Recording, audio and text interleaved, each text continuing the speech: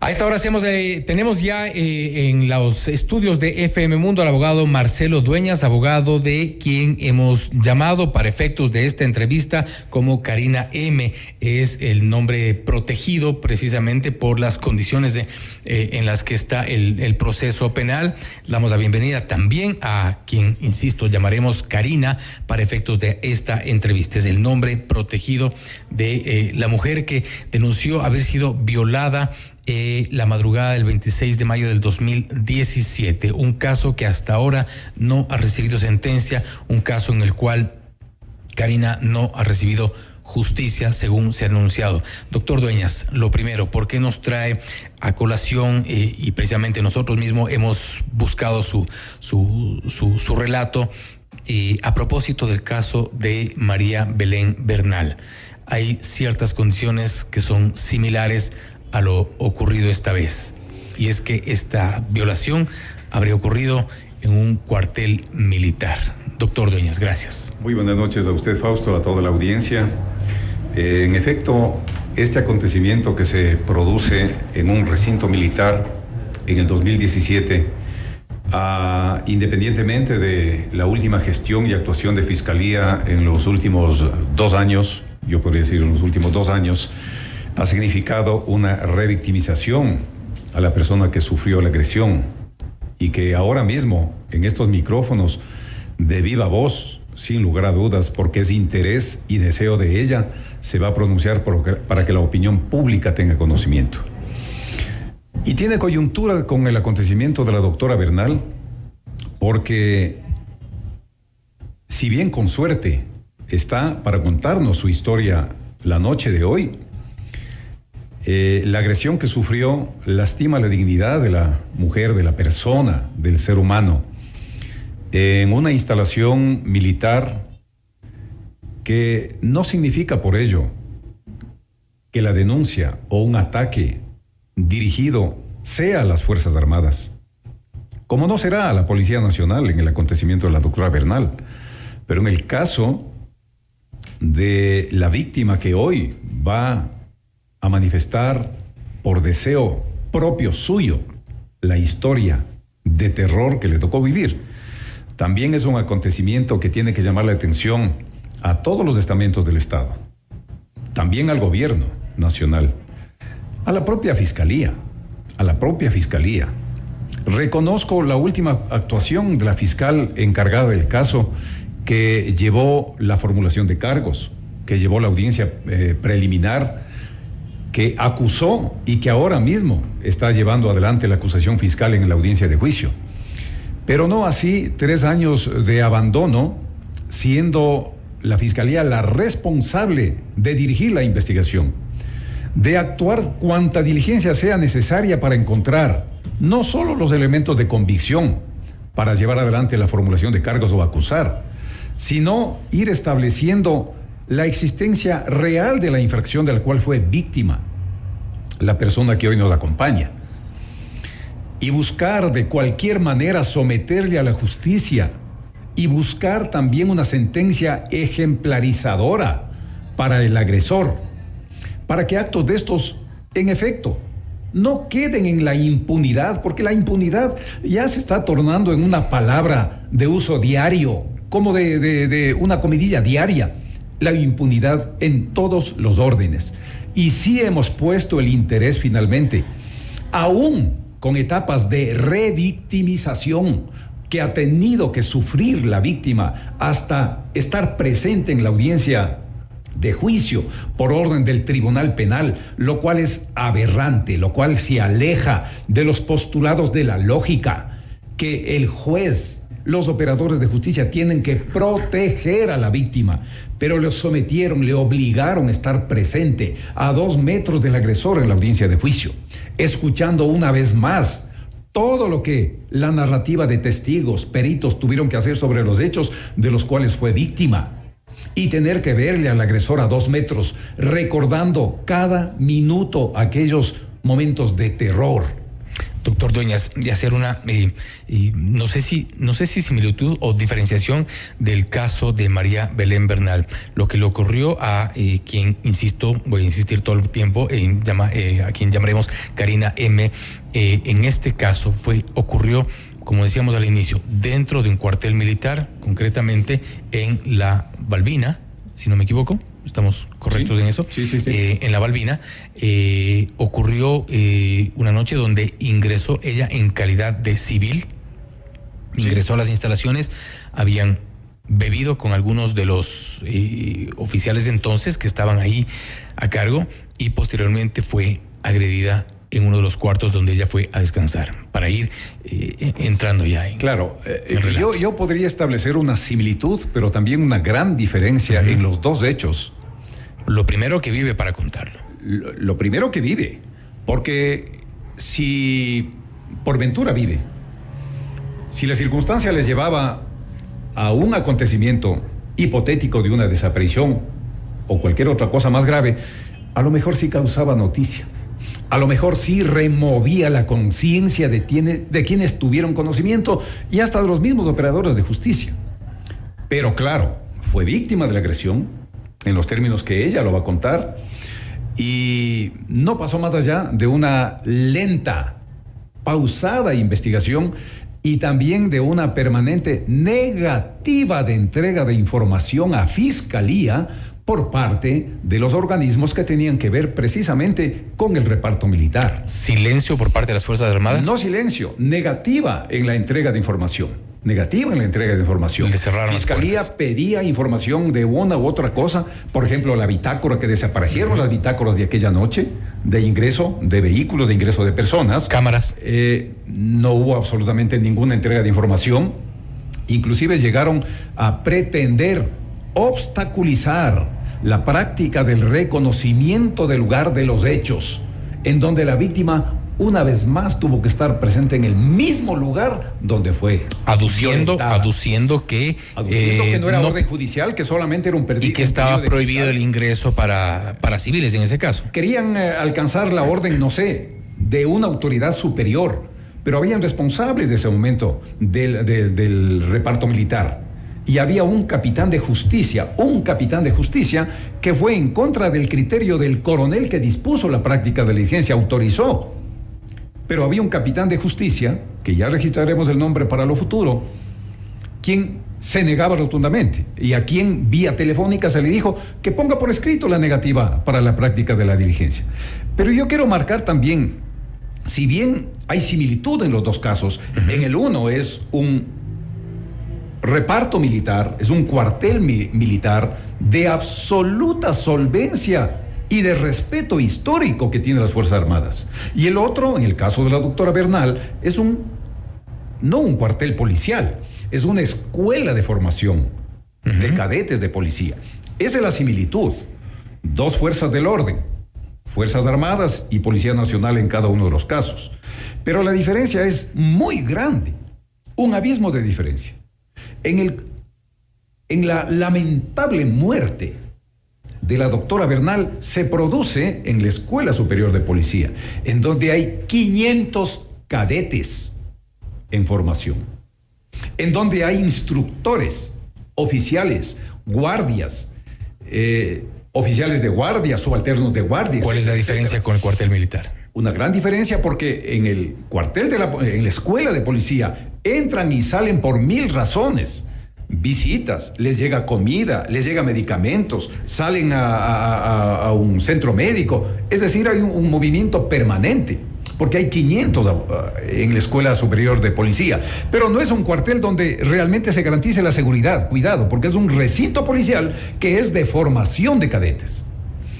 A diferencia del recinto militar, que ahí sí se supone, nos garantizan, se estudia, se planifica la seguridad del Estado por ser un cuartel de élite, un recinto militar de élite. Y se supone que ahí no debían entrar civiles. Y se supone que también estaban en la obligación el oficial de guardia o el subalterno de guardia de llevar la bitácora, de registrar quién está en el vehículo, si el vehículo está autorizado o no, y las personas que están adentro, quiénes son para el registro del libro. Doctor Dueñas, entrada y salida, ¿no? Vamos en este punto a hacer justamente para darle seguimiento a este relato. Estamos en presencia de Karina M. Insistimos, Karina nos va a responder lo básico, ¿no? Nos va a accedido a hacer este relato, parte de este relato de lo que ocurrió el 26 de mayo del 2017 dentro de un cuartel militar.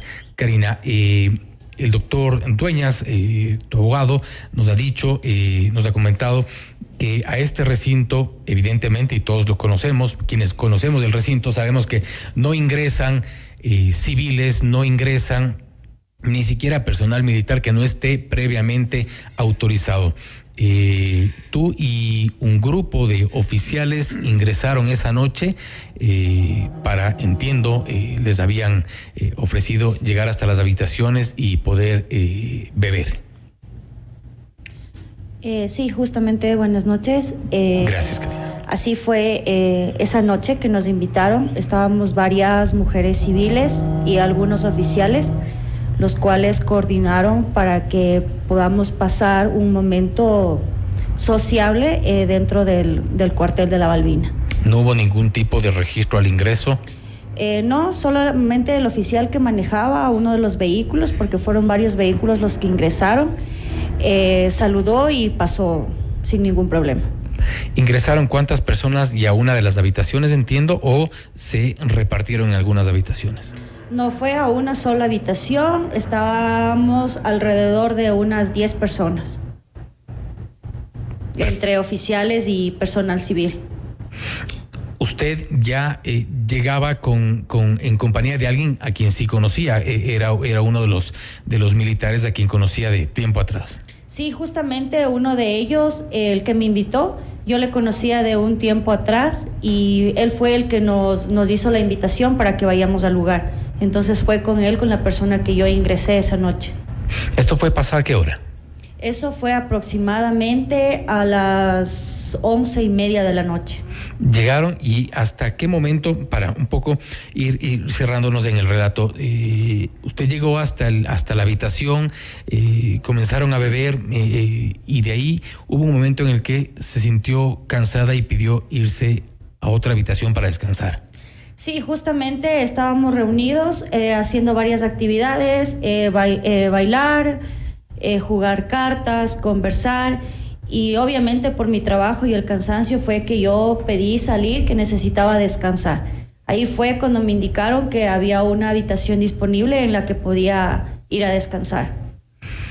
¿Qué pasó de ahí en adelante? Realmente yo me acuerdo hasta cuando me quedé dormida. Yo me desperté ya porque me estaban tapando con una almohada en la cara. Estaban haciéndome mucha presión. No sé realmente si querían asfixiarme o no sé realmente cuál era la finalidad. Yo empecé a forcejear porque la persona que me tenía presionada con almohada estaba sentado encima mío.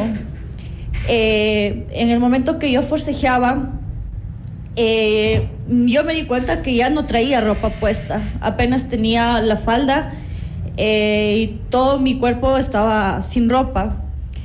El momento que empecé a forcejear, esta persona me levantó y me pegó, me bofeteó, me dio contra la pared y posterior a eso abusó sexualmente de mí.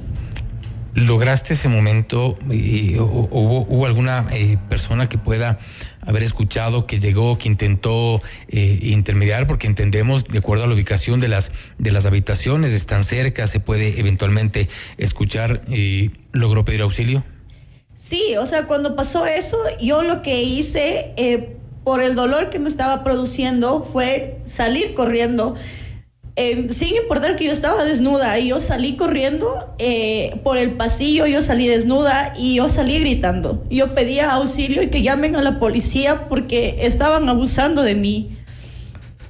Posterior a eso, yo lo que encontré fue una puerta a la cual yo abrí y solo grité que me ayuden, que necesito que llamen a la policía, que me habían violado. Entonces, obviamente sí, debieron haber escuchado todo el edificio, me imagino. En ese momento, ¿logró identificar quién era la persona que estaba tapándole con la almohada? Sí, el momento en que esta persona me levantó y me pegó, yo le pude ver claramente, y de hecho yo le afronté ese momento que él se acercó y dijo qué pasó, como que no me diera cuenta de las cosas, y yo ese momento mismo le dije y le culpé a él y le dije que le vi que él me estaba agrediendo, que él me fue la persona que abusó de mí. ¿Alguien de las personas que estaban con usted en ese momento le prestó ayuda?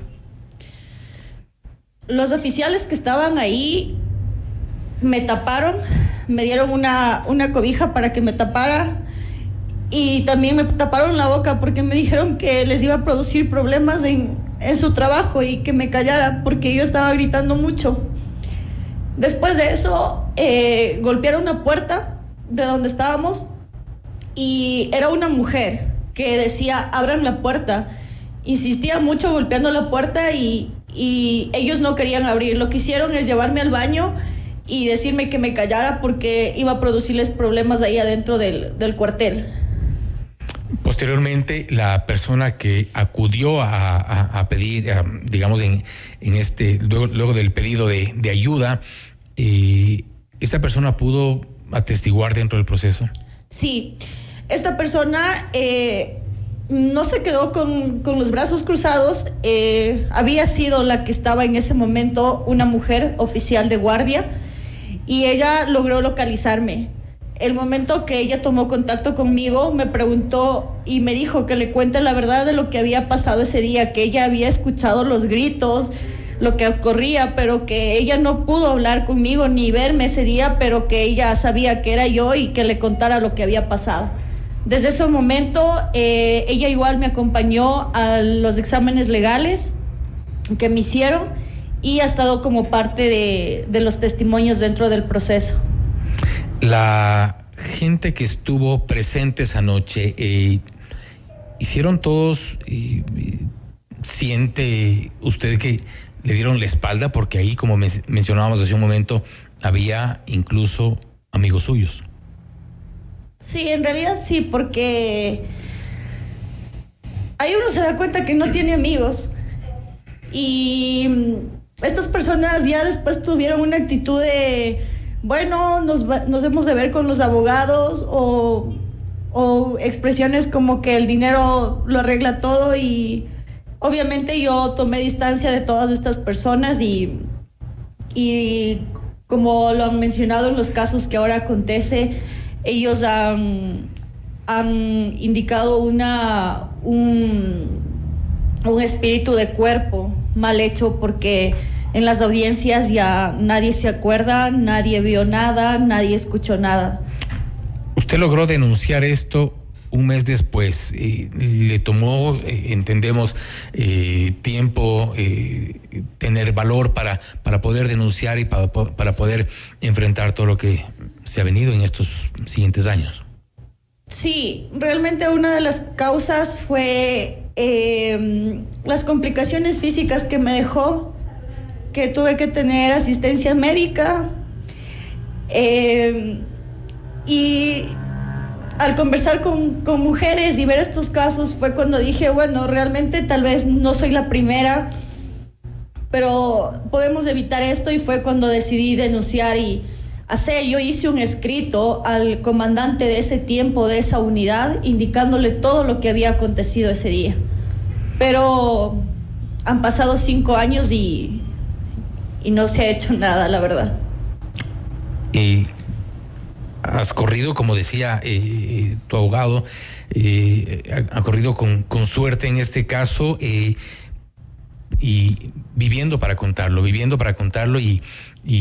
pero lamentablemente han sido 5 años de desgastantes, han sido 5 años de ir a los tribunales. ¿Cómo se sintió cuando, lo que nos comentaba el doctor Dueñas, llegó hasta los tribunales a ver a su agresor? Es como le dije al doctor, la última audiencia que tuve, ya no quiero entrar. Estoy cansada. son audiencias de 8 horas en las que me tengo que sentar casi al lado del tipo, escuchar todo lo que dicen testigos, todas las agresiones que me dicen los abogados que le defienden a él. Y yo realmente le dije al doctor, ya no puedo más, ya no quiero más. Han pasado 5 años que he pedido justicia, que he pedido que se haga algo y no se ha hecho nada. Hasta la última audiencia, que faltaba apenas 1 hora para que se acabe, el juez la suspendió y dio 2 meses más de plazo para la siguiente audiencia. Entonces es demasiado agotador. Siento que cada vez me estanca peor este tipo de situación, que no me deja tener una vida casi normal que quisiera tenerla. Karina, volvemos enseguida con usted. Doctor Dueñas, el oficial involucrado, el principal sospechoso de este caso de violación dentro de un cuartel militar, recibió 3 días de arresto.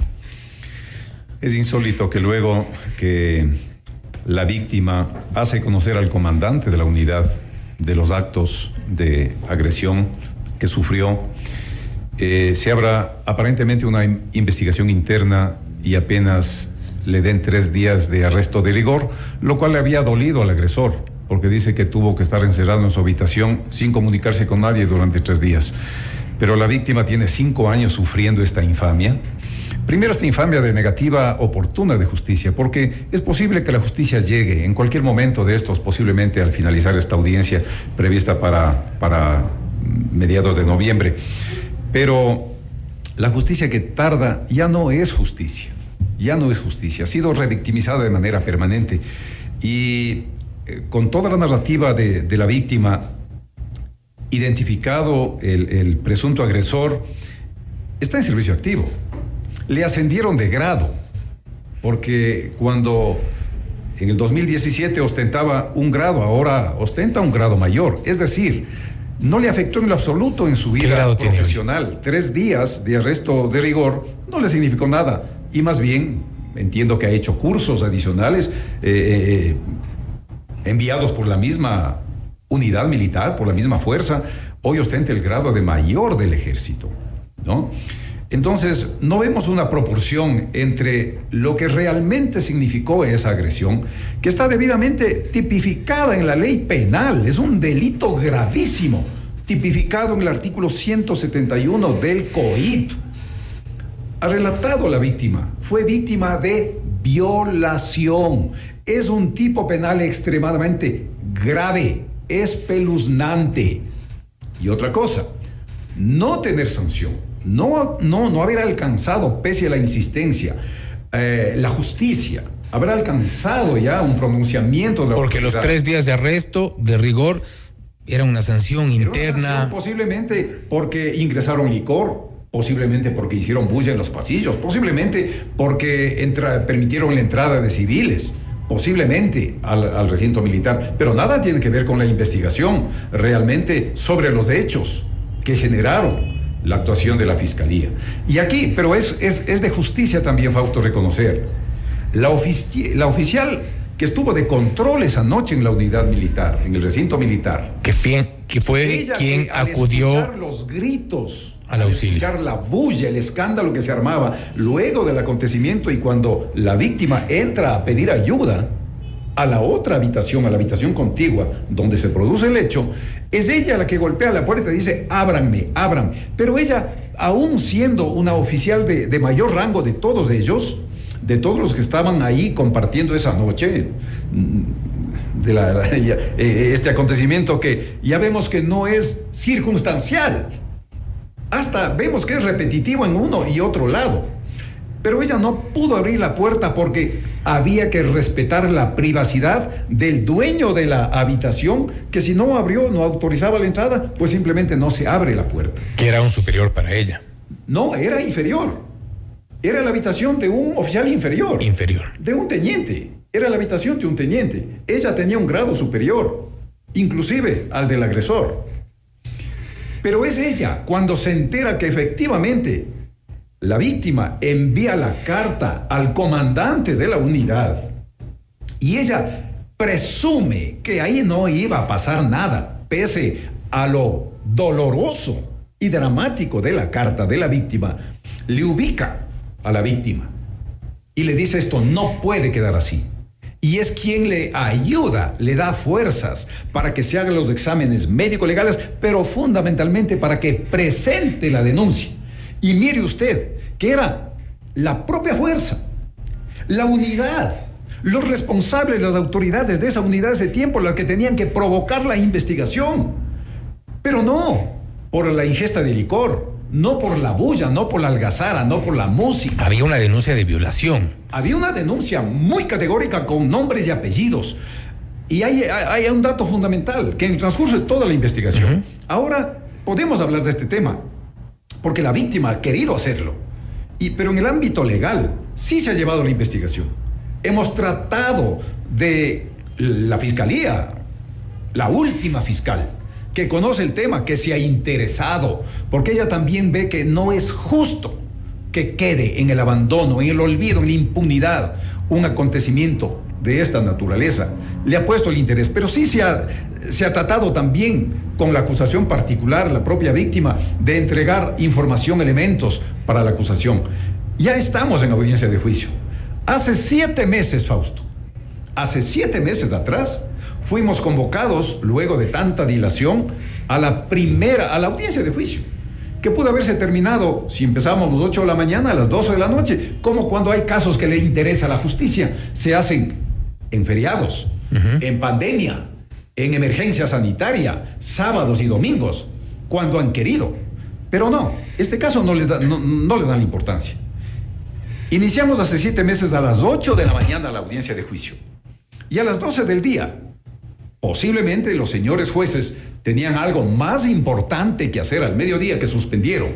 Es decir, 4 horas de audiencia, en donde desbaratan completamente la estrategia de la fiscalía y la acusación particular, porque los testigos, los peritos se cansan. 4 horas de audiencia y se suspende, para después de 7 meses, hace un poco menos de 15 días, hace 10 días atrás, nos convocan nuevamente a la audiencia. 8 horas de audiencia. Y faltaba 1 hora de alegatos finales, 20 minutos cada una de las partes, 3 partes procesales. Pero termina la actuación de la prueba de fiscalía y de la defensa del procesado y suspenden para noviembre, para 2 meses, y van a convocar para 1 hora de audiencia. Esto es revictimización, esto es injusticia. No puede la justicia tratar casos de esta naturaleza de la forma que lo hace. Karina, finalmente, lo que usted pide es lo mínimo que se puede pedir, es justicia en este país, justicia para que no vuelva a ocurrir y que todo este desgaste, que todo este esfuerzo, toda esta valentía que ha tenido para denunciar el caso y enfrentarlo durante estos 5 años no quede allí. Sí, justamente es lo que pido después de, como usted lo dice, 5 años. 5 años en todo este proceso doloroso que no me deja pasar esa página difícil de mi vida. Y lo único que pido es que, así sea tarde, se haga justicia. Se haga justicia y esto no quede en la impunidad y que muchas mujeres más que tal vez están pasando no tengan miedo en decir lo que pasó. No tengan miedo en denunciar. Porque lastimosamente estamos en una sociedad en la que a veces la víctima piensa que es la culpable o la que buscó que le hicieran eso. Y por eso muchas mujeres no denuncian y se quedan calladas. Pero no debe ser así. Debemos ser escuchadas y, no sé, tal vez tuvo que darse el caso de María Belén para que puedan darme oídos, para que yo pueda alzar mi voz y decir, a mí también me pasó eso. Y aquí estamos en FM Mundo, estamos comprometidos a abrir nuestros micrófonos cuando de este tipo de casos se trate para que hacer presión, para que se haga justicia, para que este tipo de casos no queden en impunidad. Le agradecemos a Karina por su testimonio, por la valentía, por esas palabras, por compartir parte de lo que ha sido esta experiencia lamentablemente aterradora, pero que ha servido para que muchas mujeres tomen valor y denuncien, doctor Dueñas. Sí, Fausto. Yo me quedo muy, muy agradecido con la apertura que ya están dando los medios de comunicación a este caso. Y aquí tenemos una ventaja, ¿no? La aventura de que está viva y nos puede contar todo el acontecimiento de terror que vivió. Ojalá esta entrevista, ojalá esta angustia, este clamor de la víctima también llegue a oídos del señor presidente de la República. Pero no para que vaya a derrocar el edificio, no para que vaya a cerrar o a clausurar el edificio. De eso no se trata. Esto no es una formación de las Fuerzas Armadas. Hay gente que se desvía, que traiciona los postulados, el juramento que hicieron de valor, de disciplina, de lealtad, de honradez. Eso es lo que hay que romper. Y están perfectamente identificadas las personas. Es contra ellos, contra aquellos que de alguna manera negaron la entrega de información a Fiscalía, cerraron las puertas para que la Fiscalía descubra si hubo alguien más que pudo haber participado u ocultado la verdad. Entonces no queremos derrocamiento, ni de un edificio, ni del portón del acceso a la unidad militar. Solamente queremos que también esos malos elementos, cuando sean declarados culpables, si es que son declarados culpables por el Tribunal Penal, que en todo caso también estamos a expensas de eso, del criterio de los jueces, de la valoración de los jueces. Es verdad que hay un principio de presunción de inocencia, pero el derecho de la víctima en estos casos es el que tiene que proteger la sociedad entera, no un juez, no un fiscal, la sociedad entera, como está reclamando ahora el caso de la doctora Bernal. Entonces, yo considero que el clamor de la víctima no puede caer en el vacío. Tiene que generar una reacción de la sociedad entera. Ha dicho, hoy soy yo, me he salvado, pero habrán muchas mujeres que estén corriendo el mismo riesgo. Solo pedimos que en base a lo que Fiscalía ha actuado, las pruebas presentadas, los hechos narrados, el testimonio anticipado de la víctima y la misma presencia de la víctima en el tribunal, haga justicia. Que se haga justicia y que principalmente no se promueva ni se ascienda a estos malos elementos que sin duda afectan a todas, a las instituciones. Y lo más grave que hay víctimas de por medio, que es lo que queremos precisamente evitar. Karina, tu último mensaje, por favor. Como lo dije anteriormente, ha pasado el tiempo, pero aún así sigo esperando la respuesta del país, la respuesta de justicia. Y como lo dije, ya no lo hago por mí. Lo hago por todas las mujeres que tal vez vendrán después, para evitarles este gran sufrimiento que es pasar por una de estas cosas. Vuelvo y repito, espero la justicia, así sea tarde, han pasado 5 años, pero espero que llegue y que a las mujeres que están pasando por lo mismo, que sean fuertes, porque es algo muy duro, que tengan esa fortaleza y que sigan adelante. Valoramos el mensaje, su mensaje, Karina, para que no ocurra más y para que llegue a todas las mujeres y que esto no se vuelva a repetir. Hemos relatado el caso de un caso de una denuncia por violación dentro de un cuartel militar ocurrido hace 5 años, en mayo del 2017, un caso que hasta ahora no ve justicia, no hay una sentencia, y hemos tenido aquí el testimonio tanto de Karina, a quien hemos puesto un nombre ficticio para protegerla, y de su abogado, el doctor Marcelo Dueñas. Esto es Notimundo Estelar, siempre bien informados.